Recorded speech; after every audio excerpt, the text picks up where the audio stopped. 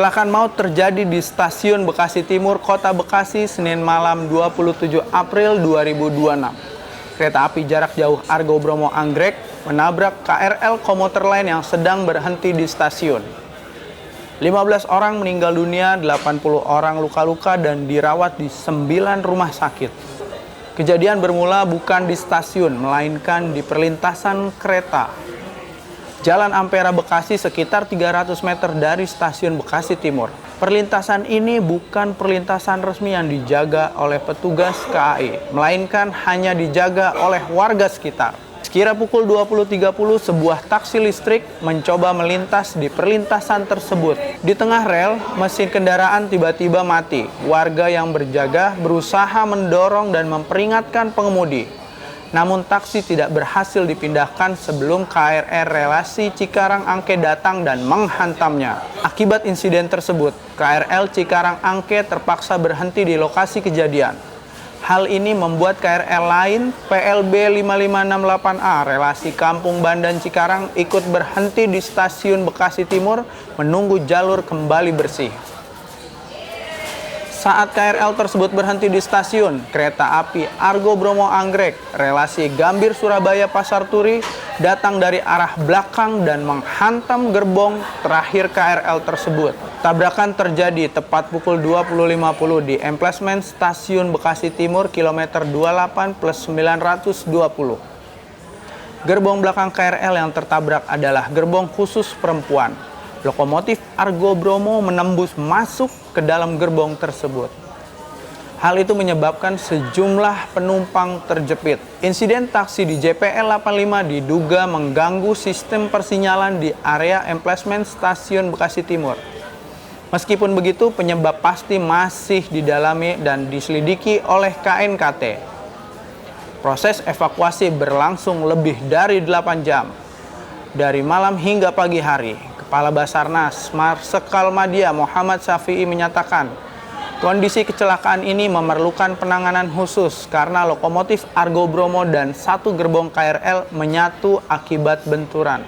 Saya sampaikan bahwa tindakan ini merupakan tindakan dengan penanganan khusus, artinya bahwa yang terjadi adalah logam bertemu logam dengan ketebalan yang tentunya dengan peralatan normal tidak akan mungkin bisa kita lakukan, sehingga kita membutuhkan atau kita menggunakan ekstrikasi khusus yang memang biasa digunakan dalam logam-logam, khususnya bahan-bahan yang ada di material gerbong. Mungkin itu. Petugas melakukan pemotongan rangkaian gerbong untuk menjangkau korban yang terjepit. 3 korban sempat dalam kondisi terjepit dan diberi bantuan oksigen selama proses evakuasi. Ketiganya berhasil dievakuasi dalam keadaan hidup pada pagi hari. Sebagai langkah pengamanan, aliran listrik jalur atas pada lintas Cibitung Bekasi Timur dinonaktifkan sementara. Pukul 1.24, jalur hilir kembali beroperasi setelah bangkai taksi berhasil dievakuasi.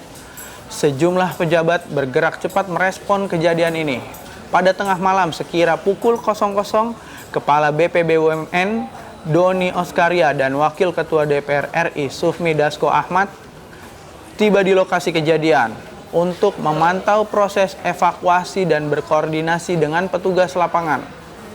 Menteri Perhubungan Dudi Purwagandi juga hadir di lokasi malam itu dan menyatakan dukungan Kemenhub terhadap proses investigasi KNKT. Keesokan paginya, Selasa 28 April 2026, Presiden Prabowo Subianto mengunjungi RSUD Kasbullah Abdul Majid Kota Bekasi pukul 8.39 untuk menjenguk korban yang masih dirawat. Presiden didampingi Mensesnek Prasetyo Hadi, Seskap Teddy Indrawijaya, dan disambut Menhub serta Dirut KAI Bobi Rasyidin. Presiden menyampaikan bela sungkawa atas nama pribadi dan pemerintah, serta memerintahkan investigasi segera dilakukan. Presiden juga menyetujui usulan Pemkot Bekasi untuk membangun flyover di lokasi perlintasan tersebut.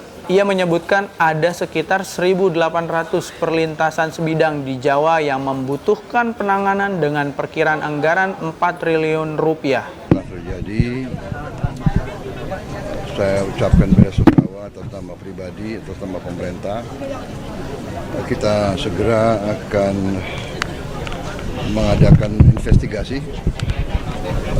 kejadiannya bagaimana, tapi secara garis besar memang kita perhatikan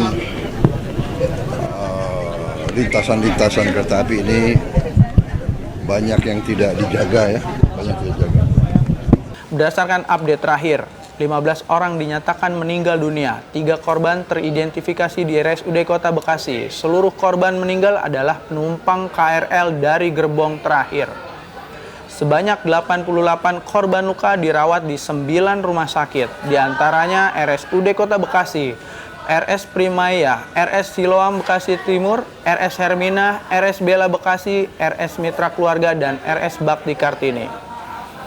Terkait investigasi, KNKT sudah menurunkan 3 investigator ke lokasi sejak malam kejadian. Ketua KNKT Suryanto Cahyono menyatakan timnya sedang mengumpulkan data awal dan menelusuri penyebab insiden.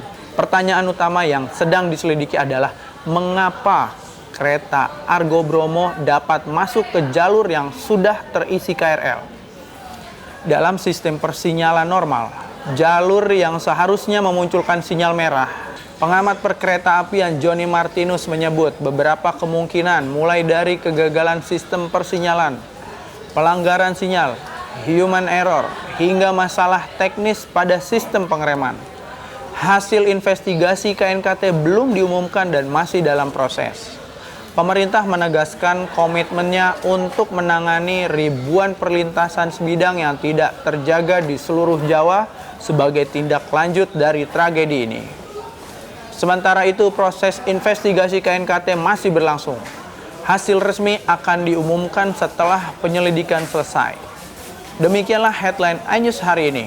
Update berita terkini hanya di inews.id. Saya Komarudin Bagja, sampai jumpa.